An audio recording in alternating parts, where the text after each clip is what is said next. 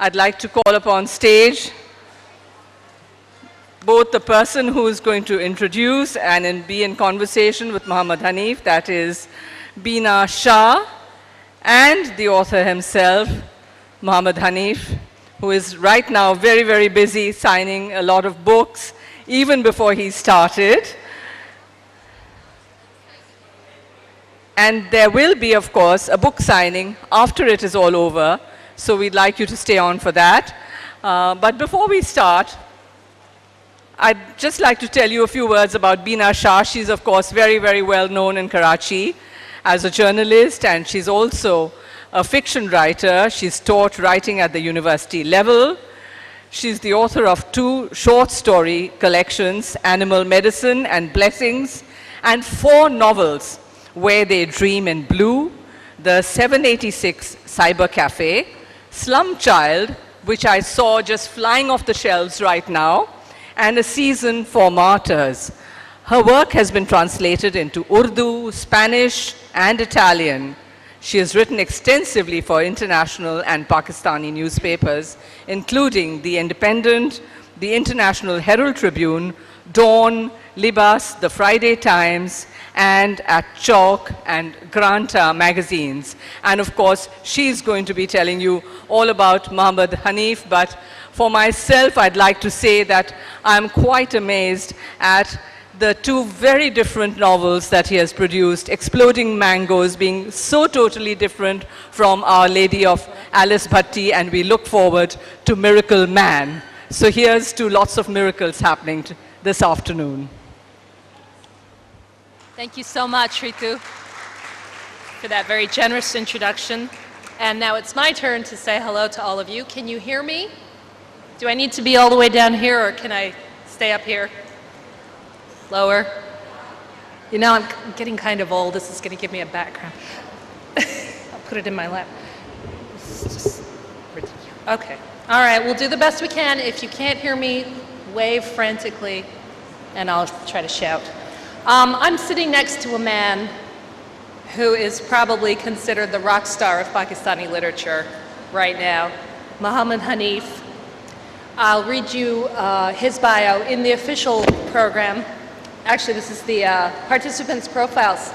And I think a great thing would be to go around looking for everybody in this and get them to sign their bios. Be a great keepsake. Muhammad Hanif is a journalist and author. Born in Okara, Pakistan, he left the Pakistan Air Force Academy to pursue a career in journalism. And he worked for Newsline, India Today, and the Washington Post.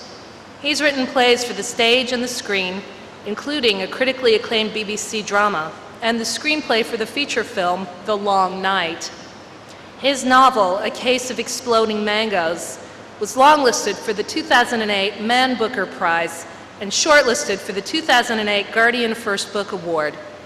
He won the Commonwealth Writers' Prize in the Best First Book category in 2009 and is also the recipient of the Shakti Bhatt First Book Award. His second novel, Our Lady of Alice Bhatti, has also been enthusiastically received. He works as a special correspondent for BBC Urdu and is based in Karachi. Put your hands together for Muhammad Hanif. So Hanif, it's great to have you with us here today. How are you feeling? A bit nervous and a bit sleepy, but yeah. So I'm going to start with a really easy question. What's it like being a sex symbol? Just to prove that India is not the only place where you will be asked that question. I guess I thought that was India, and so I thought only in India, like a short, middle-aged man can be a sex symbol. So I don't think anybody thinks that I'm. I think you're going to have to come a bit closer to the mic. Hey, on hai. Yeah, but just come closer. Oh, can you hear me now? Use this one. Use this one, Hanif. Use this one. This one's working really well. So we'll have to sit. Come closer. Yes. Maybe I shouldn't have asked that question. No, that's fine. We'll just put it right here. We'll do our best. This one's very sensitive. Can we turn that off? Sorry about that, everybody. Go ahead. Yeah, can you hear me now? Okay. Very good. Okay, yeah, thank you. So you were saying, Beena? Yeah. What's it like being a sex symbol? Or rock star, whichever one you feel like. No, I'm a working kind of writer, jobbing writer, as they say. I'm nothing of the sort. I've seen some rock stars and some sex symbols, and they don't look like me. So yeah, but as somebody pointed out, that there's no bad answer to that question. So I think thank you. Yeah. I think that you and Hanif Qureshi are probably the hot tickets to the festival, so you can feel good about that. So what is your feeling about literary festivals? Everybody's celebrating the Karachi Literary Festival. How do you feel about festivals in general? Are they triumph or torture for you? Oh, I've been practically living in literary festivals for the last 3 months. I've been to like 6, I think. And I guess for writers, it's nice, it's brilliant, because writing is a lonely job. You sit at home, like, on your own desk in a corner for years and years and years, and then you produce a book. So I think if writers didn't get invited to these festivals, they would have no social life at all. But I don't know why every single city wants to have a literary festival. I was joking with somebody that even places which don't have running water, for example, which is Karachi or Defense, even they want to have literary festival. And I think it's just that I think writers, as you said in the beginning, like people who, there's a time when singers and TV actors and other people, they are kind of celebrities. But, there's a D-list kind of celebrity which ends up at literary festivals, and you basically sell some books. Sometimes I feel like one of those traveling salesmen that you might have seen, people like who sell medicines, for example, who are these reps for these pharmaceutical companies. And they go from one city to another, and every day they sort of end up in a new city. They open their kind of, box of samples, and they tell people, I've got the cure for whatever you are suffering from. And they try to sell these medicines, and in the evening they meet up with other salesmen, and they kind of, do gossip about who's sold how much, that kind of thing. So sometimes I feel like that, but occasionally you can, sort of run into somebody who's genuinely brilliant and is kind of genuinely interesting. But that kind of all depends what frame of mind you are in, I think. Yeah. So how comfortable are you with your fame? Because you became famous after a case of exploding mangoes. How do you feel about what that did to your life? I don't think writers are famous. My wife is an actor, TV actor. And I can't go with her to buy vegetables because she'll be mobbed by people. So I think that is fame. Writers, like some nerd in a bookshop, will come up to you and say that, oh, I've read your book and I liked it. That's not really fame. I think it's like people like you who are kind of, who, as I said, are nerdy and kind of, read books and have no friends, basically. And they will, sort of think that, oh, you are like them. And they're probably right, because they're kind of, so I don't really think that it's real fame. I mean, actors are famous, or politicians are famous, or TV presenters now these days, they are very famous. I mean, writers, only other people who write or read, and which is a very tiny community. So yeah, I'm kind of fine talking to them, because I know that they are a bit like me. They have no friends, they have no social life. They just spend their lives reading books, and a lot of them are actually closet writers. They're writing their own books, and they want to talk to you about writing and publishing and that kind of thing. But surely when you meet that one fan who looks at you and he says, I love your book, I love you. When you meet that one fan, how does that make you feel? The fan who says, I love you, yeah, you want to run home, No, I don't have. I mean, people usually say that they like your book, and sometimes they will go they'll go on at some length to tell you that why they like your book, and it feels nice, you know, sort of sometimes it's a bit like, you know, sometimes you cook, right, and you put it in front of your family, and you can tell from their faces if they like it or not, if they finish their plates or you know, so it's a feeling of, like, you know, sort of satisfaction, I think, and it's only momentarily. You're satisfied, you think that, okay, now here's one person who's kind of spent some time with something that I created. Because I think what we often forget is that that writing is a very lonely, private, obsessive kind of thing, spending year after year after year about, like, some fucked up idea that you had one night, and then you spend the next 3-4 years obsessing over it, trying to get it onto the page. And similarly, reading is also a very intimate and private act. You know, sort of, you read a book by yourself. There's nothing between you. It's not a communal activity. It's not like watching TV where you can do it with your family. It's not like watching a sport where you know, sort of, you can shout, and so it's again a very private, intimate thing. So two people, writer and reader, they have had, you know, sort of in their own very private space, had an experience. And if somebody kind of, you know, has enjoyed that experience, if it has made somebody laugh, if it has made somebody cry, if it has turned somebody on, I think that's always good to know. No? I mean, yeah. Well, one of the ways that authors are trying to bridge the gap between the readers and themselves is through social media, Facebook and Twitter, and you are a tweeter. How did you come to the decision to come onto Twitter, and how do you feel about it? I'm like more of a lurker. I don't really tweet much. I kind of lurk around and read other people's tweets who kind of write brilliant things. I only use it if I read something and I like, I kind of usually forward it. And similarly, other people are doing the same thing, and I haven't really thought much about, you know, sort of what is the power of, like, you know, social media.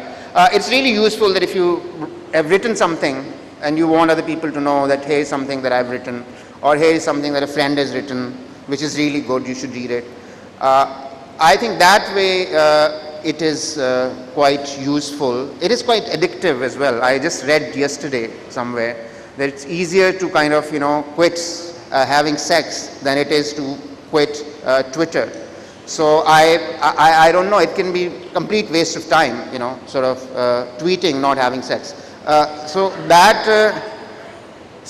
those are the things that I'm still not very sure about, but there are people who have theories about it, who kind of, you know, actually practically live on Twitter and Facebook.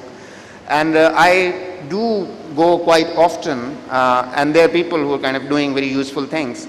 I have some friends in Palestine, for example, and sometimes on certain Fridays I followed them, started following them in the morning, and by the evening somebody has either been shot or arrested or killed, which is horrific in a way, but you're actually watching this drama unfold, and somebody is able to, sitting somewhere else in another part of the world, is able to tell you that what's going on right now. But sadly, as I said, I'm kind of more of a lurker. I just lurk around the place, kind of see what other people are doing. And since nothing kind of interesting happens in my life, so I don't really have much to write. So are there any authors that you follow on Twitter who you like to see tweets from? Salman Rushdie, for example? No, I don't.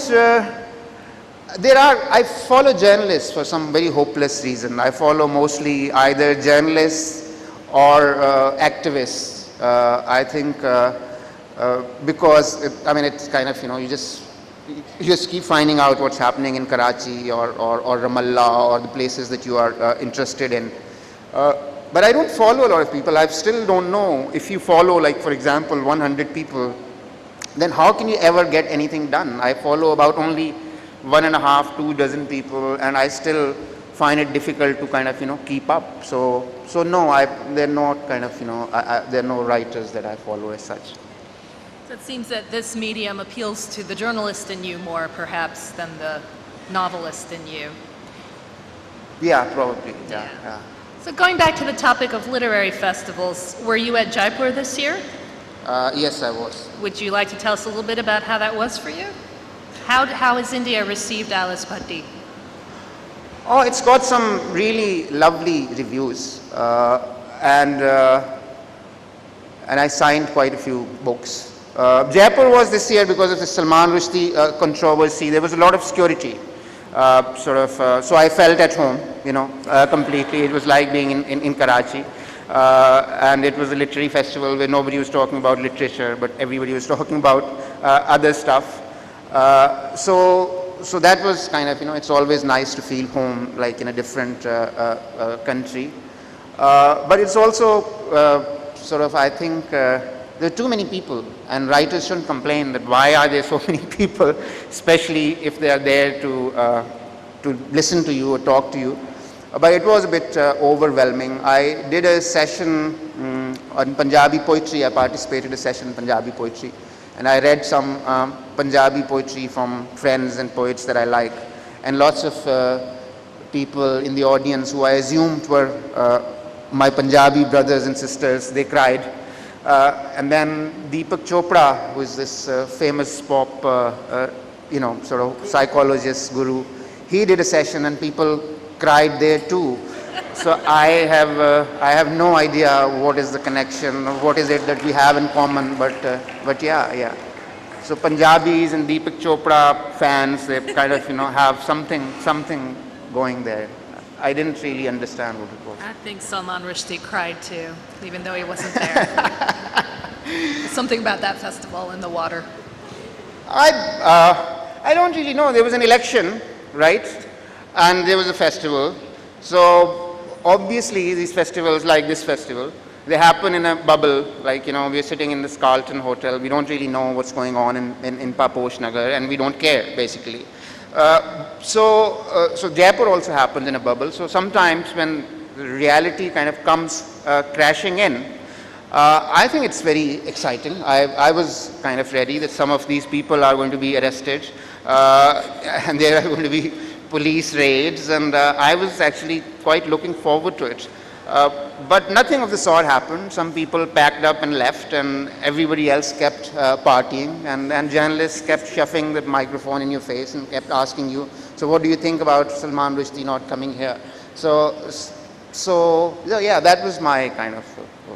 So I've been seeing a little bit of criticism about the literary festival here, that it's very elitist, and you just touched upon that it happens in a bubble.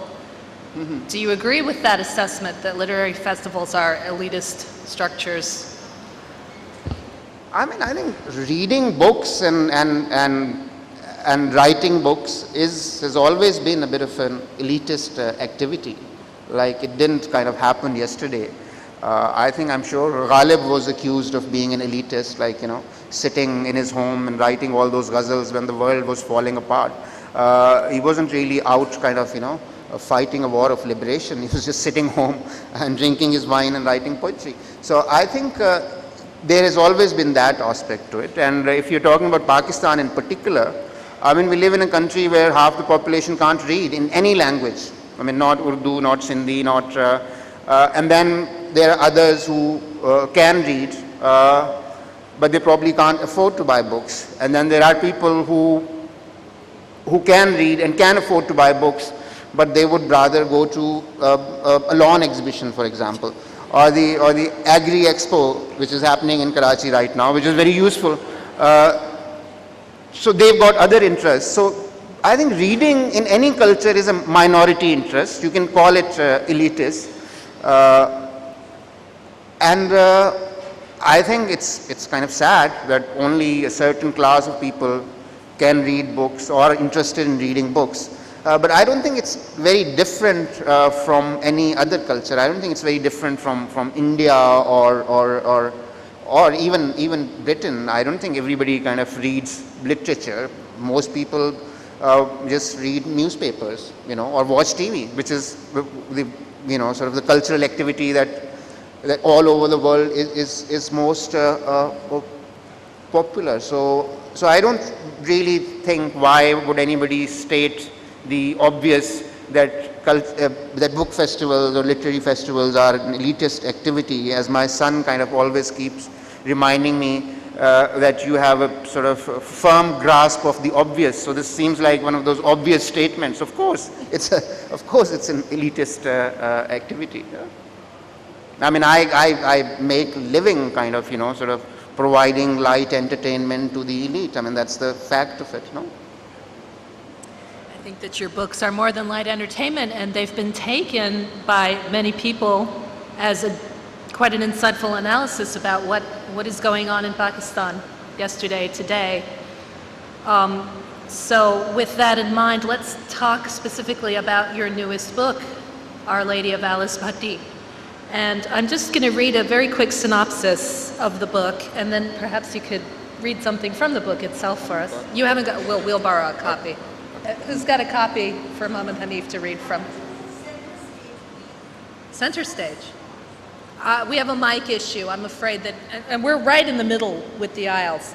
Anyway, if we could get a book make its way here, in the meantime I will read about the book itself. From the author of the universally acclaimed debut novel, A Case of Exploding Mangoes, a subversive, often shocking, funny new novel set in steaming Karachi about second chances, thwarted ambitions, and love in the most unlikely places. The patients of the Sacred Heart Hospital for all ailments need a miracle, and Alice Bhatti may be just what they're looking for. She's the new junior nurse, but that's the only thing ordinary about her. Her father is a part-time healer in the French colony, Karachi's Christian slum, and it seems she's inherited his part-time gift. With a bit of begrudging but inspired improvisation, Alice brings succour to the patients lining the hospital's corridors. Yet a Christian in an Islamic world, she's ensnared in the red tape of hospital bureaucracy, trapped by the caste system, and torn between her duty to her patients, her father and her husband, an apprentice to the nefarious gentleman squad of the police, and about to plunge them both into a situation so dangerous that perhaps not even a miracle can save them. But of course, Alice Bhatti is no ordinary nurse. I give you Mohammed Hanif. It's a tough job writing these copies for, like, you spend like 4 or 5 years, and then some assistant editor somewhere has to write this, say grand things about something which was kind of, very modest, that universally and things about faith. I'm going to read a bit from chapter 10. And the main characters in my book are Alice, who is a nurse, and Teddy, who is a police scout. And they've been having this they've been doing this little dance around each other. So this is the scene where they are going out for the first time, meaning that they're probably going on a date of sorts. And this scene is being narrated by a teenager called Noor, who's been very close friends with Alice. They spent some time in jail together. And like all teenagers, he lusts after Alice, and whatever he thinks or whatever he's reporting here is obviously tinged by that jealousy and all of that. Noor sees Alice and Teddy walking out of the sacred, hand in hand, and starts to suspect that love is not just blind, it's deaf and dumb, and probably has an advanced case of Alzheimer's. It's unhinged. Look at them holding hands, whispering to each other, smiling, walking out of the hospital like they're leaving this world of pain behind forever. Alice is pretending to have lost her eyesight, holding on to Teddy's finger and walking with her eyes shut. She has probably lost her brains too. Noor has walked for too long holding Zainab's hand to find anything remotely cute about anyone pretending to be blind. To have eyesight is to be blessed. Pretending to be blind when you have a perfect pair of eyes seems to him some grotesque blasphemy. And to derive some kind of sexual pleasure from it is downright perverse. Noor wishes there was a government department where he could report this offense. Surely, if there are laws against non-believers pretending to be Muslims, there should be a law against people with perfect eyes pretending to be blind. Love, he concludes, is a runaway Charya. It started with a casual inquiry. Alice Bhatti came over when Noor was massaging Zainab's feet, nudged him aside and started kneading her feet and ankles with expert fingers. Where is that policed-out friend of yours? And when Noor looked at him quizzically, she pulled out what looked like a toy gun and pointed it towards Noor's head. Answer before I shoot, she laughed and lowered the gun. I need his help with this. I want to be able to shoot moving targets. You definitely need help, Noor sneered, but I'm not sure if my friend is a man. My friend doesn't have a permanent address, but I'll let him know when he shows up next. How can there be love between these two, Noor wonders. How can there be anything between these two? Noor knows that Alice likes sucking toffees in her breaks. He also knows that Teddy carries Accu-Check in his front pocket to monitor his sugar level and can inject insulin while riding a motorbike. She is trying to bring order to a world full of sick people, administering IVs at 2 a.m., holding old women's hands, pretending to be their daughter, reading the kalama with them as they breathe their last. He rides high on entropy. He pees right under the sign where it says, "Look, a dog is pissing here." Sometimes when he sees an approaching beggar, he puts his hand in his pocket, and as the beggar hovers around in anticipation, he takes out a comb and starts to groom his hair. He waxes his body hair every week. She shaves her underarm hair only at Easter and Christmas when she goes to church and wears a sleeveless dress. She looks left and right at least half a dozen times before crossing the road, sometimes walking half a mile to find a pedestrian bridge or a safe zebra crossing. He rides his motorbike at full speed on the wrong side of the road and expects traffic to part for him, and it usually does. He watches National Geographic Channel in his free time. Alice has never had any free time. Thank you. Thank you. It's wonderful. And we'll ask you to read a little more later, another reading. What was the inspiration for this novel? Where did it come from?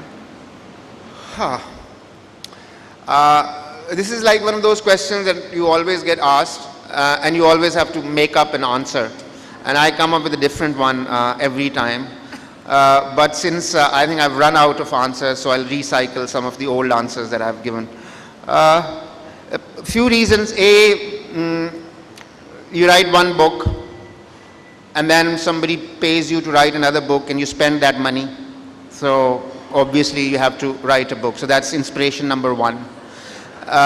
Then you start thinking that what is it that I'm interested in? And I usually think in terms of images and voices.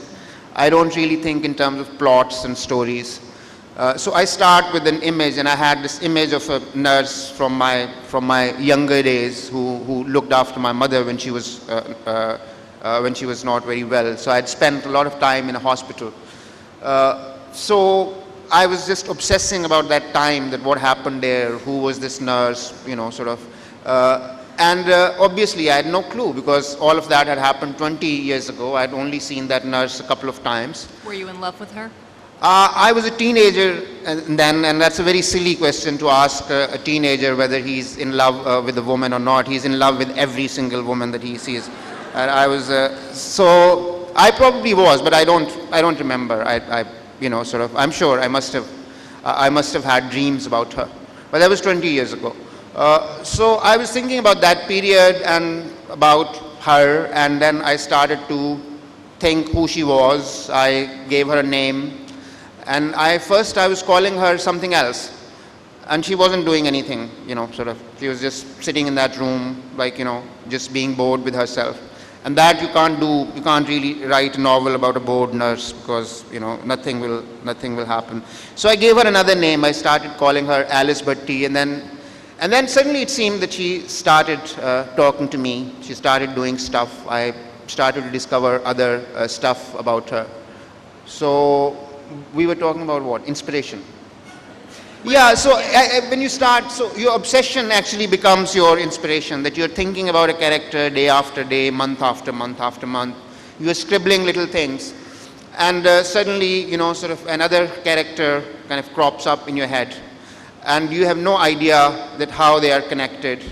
So again, you sit at your desk day after day, month after month, and pray and hope and stare at the wall, hoping that something will happen, they will somehow get together, there will be a link. And I think after a year and a half, sort of you have a tentative link, you have an idea, then you start writing about that.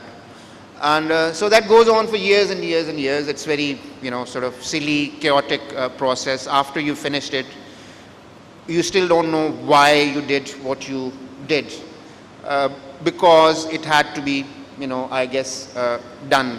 That story had to be told. Where that story came from, you don't know. Some of it came from your life experiences. Some of it came from, like, your deepest fears. Some of it came from your personal obsessions. Some of it comes from the kind of politics you are interested in. So there's not one kind of single inspiration that makes you write a book. There's like a whole lot of things. And if you knew how it's done and what makes you do it, I would be much more productive. I'll write a book every year, if not every month. But since I don't, so every time I have to kind of grapple with the same torturous kind of process. What I really, really liked the most about this book is that you take on a female character. You make her a protagonist, and not only that, but you really get into her heart and her soul. And as a male writer, that's no small feat. So how would you like to talk a little bit about that process of imagining yourself in a woman's shoes? A lot of research went into it. No, it comes from, like, I've known women, sort of, you've known your mother and you've known your sisters, and I was lucky enough that there was a period of my life where I was working in an all-women environment. There still is a magazine called Newsline in Karachi, and Razia Bhatti and Rehana Hakim and Saira Irshad and Samina. And I was just about the only kind of male, token male reporter. I was the only, so I spent kind of almost my days and nights with them. So I can't claim that if I got any insight into a woman's life, because that would be completely stupid. But it somehow gives you an idea, a very vague idea about their struggles, how they go through life year after year. Like, sort of they're kind of, they fall in love, then they get married, then they start having an affair, then they have a child, then they don't know, sort of, why did I do this? So I saw them as kind of, as complex human beings, as capable of as being, as fucked up as your average man is, and then wanting to have these dreams, wanting to have a career, and sort of having some control over your impulses and not having some control over some of the impulses. So I did worry about it when I started to, sort of, that what is a, supposedly it's supposed to be a big mystery, that what does a woman want? What does a woman kind of, think? What's she like? What's she thinking right now? And you just do a lot of guesswork, and you try and think about, sort of women that you've known, and what kind of things that they have been through. And then you just hope, after having done all of that, that people will use their own imagination, because you don't really write full lives. You only kind of write in glimpses. You show them here, and you show them there, and you show them there. And then you kind of leave it to the reader's imagination, and basically pray कि इनको बात समझ आ जाए. अगर नहीं आए तो, there's nothing that you can do. Well, I think that you certainly know your stuff. And Alice is a very strong character. She's got a strength. Do you think that strength is inherent in all Pakistani women, or just that one particular character of yours? No, I mean, I'm not kind of, I haven't done enough research to kind of make general statements about women of Pakistan, but still I'll go ahead and make only one general kind of statement. I mean, through my life I've seen this. Everybody talks about the 80s and General Zia and all these sort of discriminatory laws that we've had. Everybody talks about, sort of this patriarchal society. Everybody talks about feudalism and honor killings and all the horrible stuff that happens to women. But none of these things have been able to stop women from, sort of coming out and doing what they want to do, and B, what they have to do. because you can, sort of teach people as much religion as you want to, and you can, sort of make a number of laws, but the reality is that 51% of your population, they are women. And there's no kind of society which can just keep them behind closed doors and feed them, because that's just not going to happen. That's just impossible. So you see more women in public spheres than you did in 15 years ago, whereas you can say that your society has become much more regressive. But nobody has been able to stop that. So there is a kind of daily battle that goes on at different levels. And I think that battle will continue like for a very long time. Sometimes they win and sometimes they lose, but I think whatever changes are happening in our society, I think they're being driven by this necessity that you cannot, whatever your culture might say, whatever your religion might say, you cannot keep women behind closed doors. It's as simple as that. It's beautifully put. Thank you. I am going to ask one more question, and then we're going to, we can open the floor up to questions. Do you want to skip your second reading and just answer questions? Yeah. All right. All right. Yes. In the interest of moving things along, my last question to you is, you're a cynic and you wrote a book about miracles. Why? No, I'm not a cynic. No, I'm not. And I don't believe in miracles. I mean, you don't write books that. I'm a journalist as well. So I kind of when I write a novel, this is my area where I can play with ideas and characters and themes.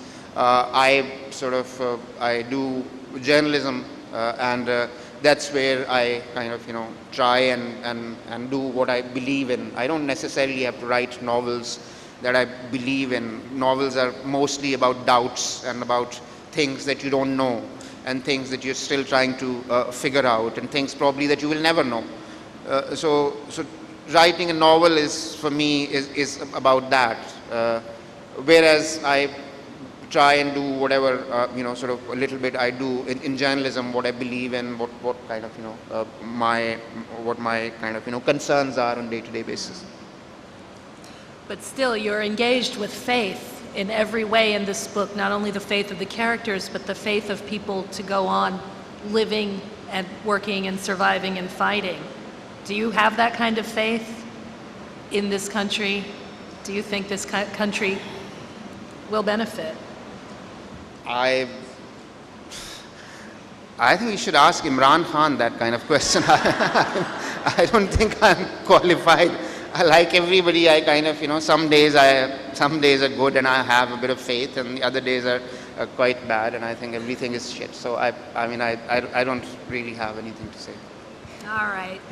So for the next 20 minutes, we're going to take questions from the audience. Who would like to ask the first question? And do we have a mic that we can pass to our water? I've got some water in my bag. Can we get a bottle of water down here too, please? Okay. Yeah. From what you just said, I gather that you don't have a plot in mind when you start writing a book, and things just sort of, they evolve on their own. Is that how your Case of Exploding Mangoes also evolved? Or did you have a plot? And how difficult is it to work on a story without really a plot? With Case of Exploding Mangoes, I had the ending. Everybody knew the ending. So No surprise so that there. way, yeah. So that way, I kind of knew that this is where I am going. I just didn't know how to get there, and I think that's what the plot is about. With Our Lady of Alice Bhatti, I had a beginning, but no, I didn't really know where I was going to go and how I was going to get there. So that was more difficult. And your other thing, that to write a story when you don't know the plot is difficult. I mean, I think it's difficult, period. Like, even if you know the plot, it's difficult. When you don't know the plot, it's still difficult. That's how I find it. Thank you. Next question. If you find, just look for the volunteer with the mic and tell them you want to ask. Okay, sir, with your Exploding Mangoes, the kind of story that it was, you were very much adventurous with it. So would you Sorry, be, I didn't get that.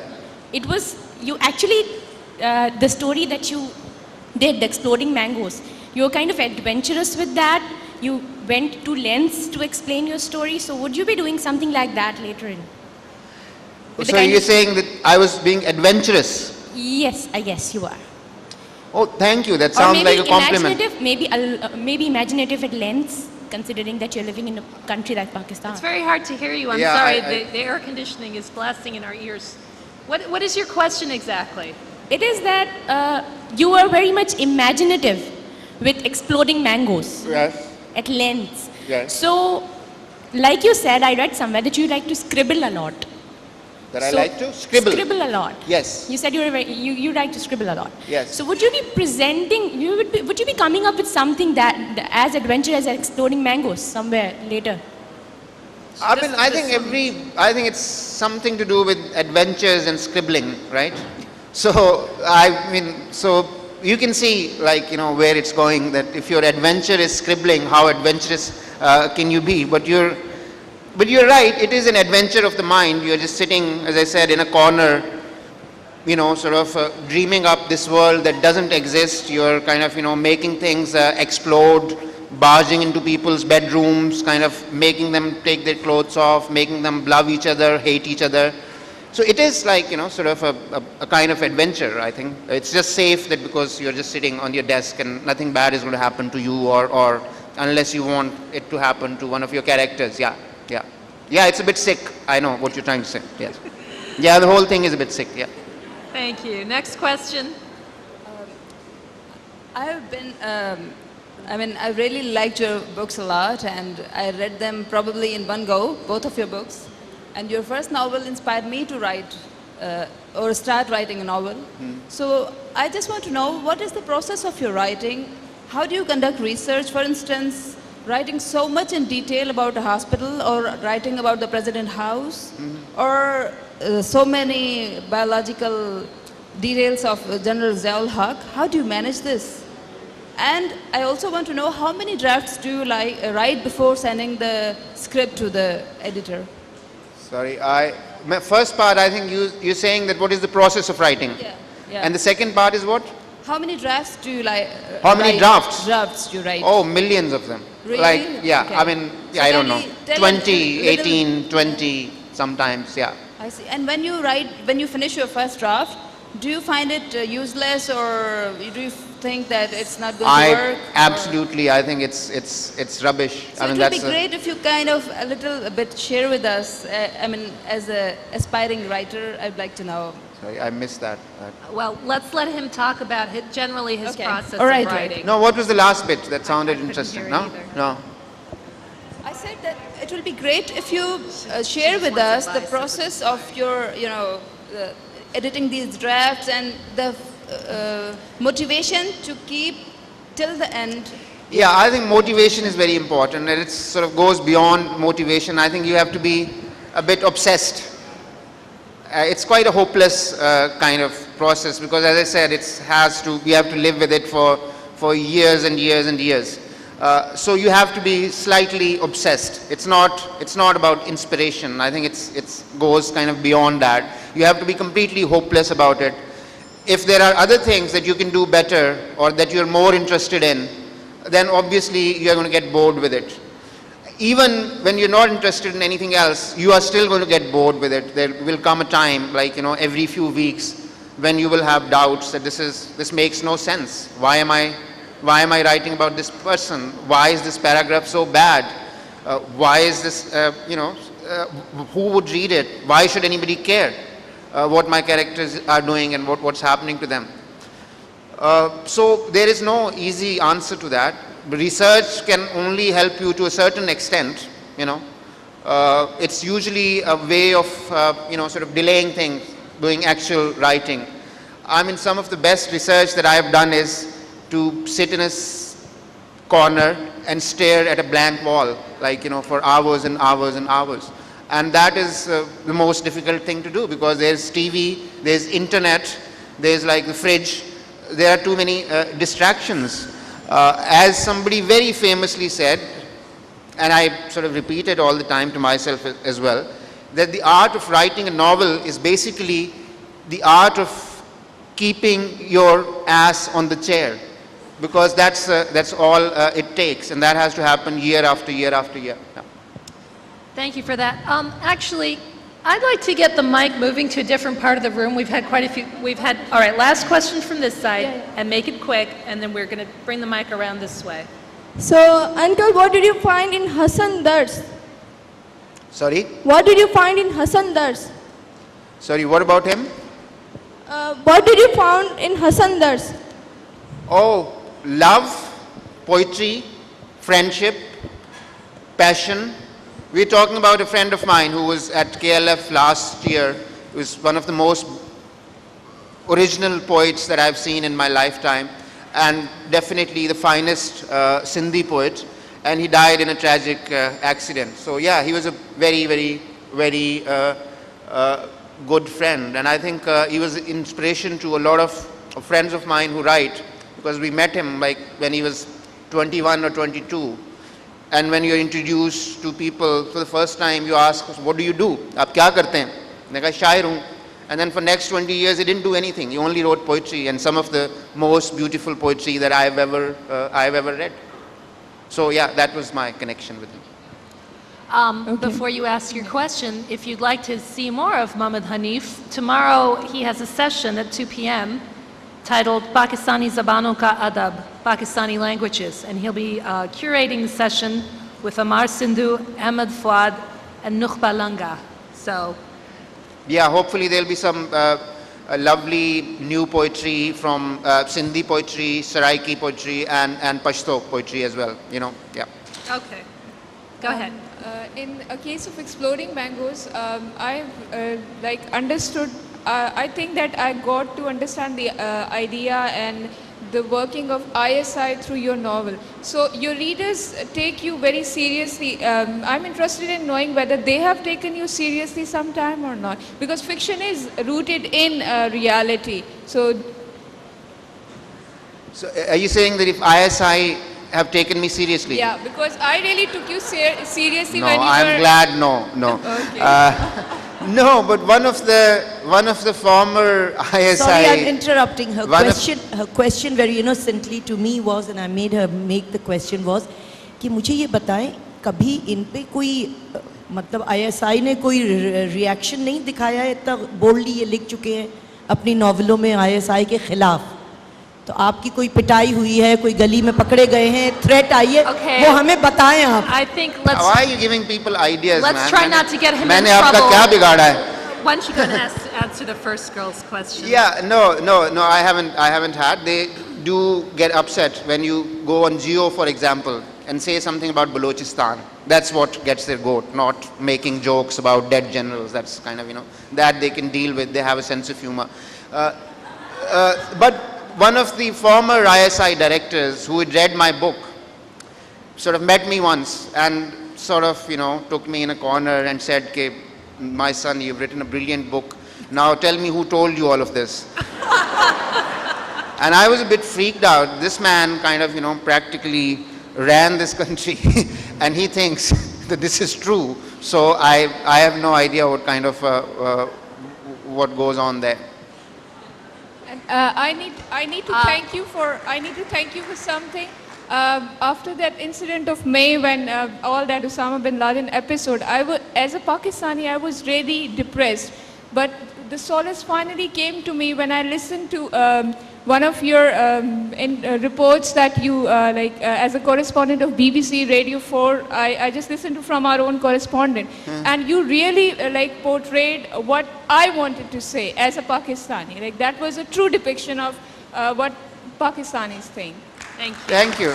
No, there's a slight problem with every journalist at that time and other analysts. They were saying that either Pakistan's security establishment is either incompetent or they are involved. And somehow you have to choose between the two. And my take was, why can't they be both at the same time? I mean, it's quite obvious. If In you the look back, at the the gentleman state- standing I there. would like to ask what you think, in your eyes, is the role of today's writer in the current situation. What do you think is the role of a writer who writes today?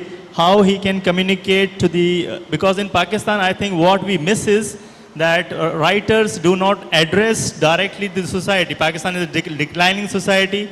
We need intellectual approach. We need some wisdom from the writers who can guide us to a certain roadmap. So what, in your eyes, is the role of current writers?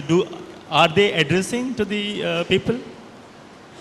I think I'll let Beena answer that. Nobody's here to hear me. No. They're here to hear you. I don't know. I mean, if you mean fiction writers, I don't think they have a sort of they have a role. I think, I don't know, if somebody is still reading their books in 20, 30 years times, then, you know, sort of you can, you know, as I said earlier, you can read it as sort of light entertainment. You can engage with it at a deeper level, that they're talking about something which goes on in our society in a certain period. I think journalists have a lot of role in Pakistan, and that's why Pakistan is probably the top country in the world. I mean, if you count number of journalists being killed around the world. So I think somebody just said that Pakistan is, there's only one country, which is probably Mexico, where more journalists are being killed. So I think they have a role, and they're trying to play that role. You know, sort of, you may disagree with them. So a lot of them are being killed. I don't really know fiction writers as such have any immediate direct role. As I said, sometimes they provide entertainment. Sometimes they can, you know, sort of, sometimes they can throw like light on a tiny little aspect of our lives that we live. I don't really know. Is there any, I want to ask, is there any possibility of adapting your stories into a feature film right now? Sorry, ऐसे ही बता दें, mic से बात.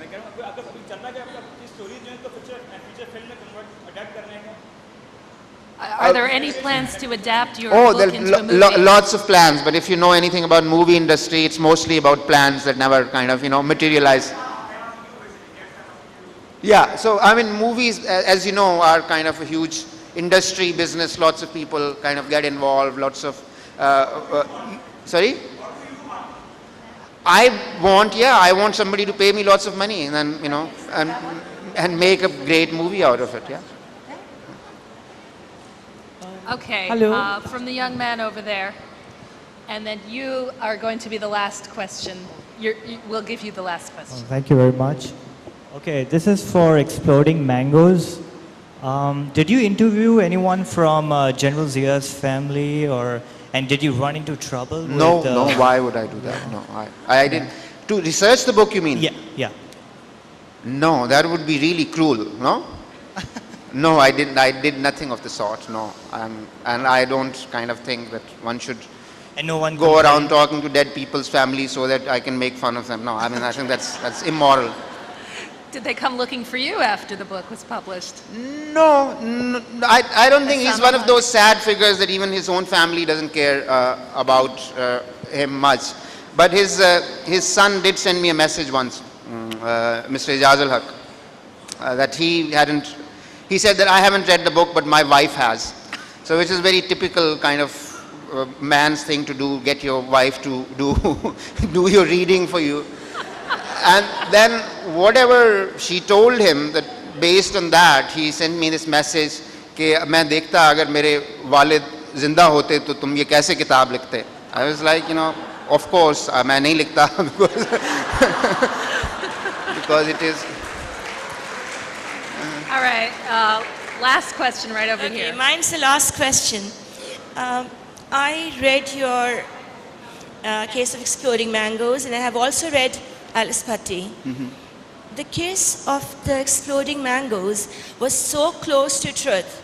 I believe the ISI person who got in touch with you... Let's stay away from this ISI angle. Okay, I won't touch ISI. No, go on. There are brothers What do I after do? all. Do I go on or don't I go on? Veena? No, please go on. Please go on. Okay. So that's a book that actually blew me away. I did not know there was a writer in Pakistan who had that much courage. Alice Bhatti left me cold. Could you please continue writing the way you wrote The Exploding Mangoes? That was excellent. That was a book 10 of my friends borrowed from me. It's tattered by now. Nobody wanted to borrow Alice Bhatti. Thank you. Thanks. Nobody. Okay. I think that Muhammad Hanif is a writer who is adventurous in exploring not only controversial, exploding topics, but the inner lives of people. And that's something that not many people dare to do. So I would like us all to put our hands together for Muhammad Hanif for coming here today. And it's been a wonderful session. And thank you so much. We'll see you around the festival. Have a great one. Could I request everyone to remain seated until Beena and Mohammed have not left the room? Was it fun? And then you could all please then move out. Thank you so much. And also no signings right now. Thank you.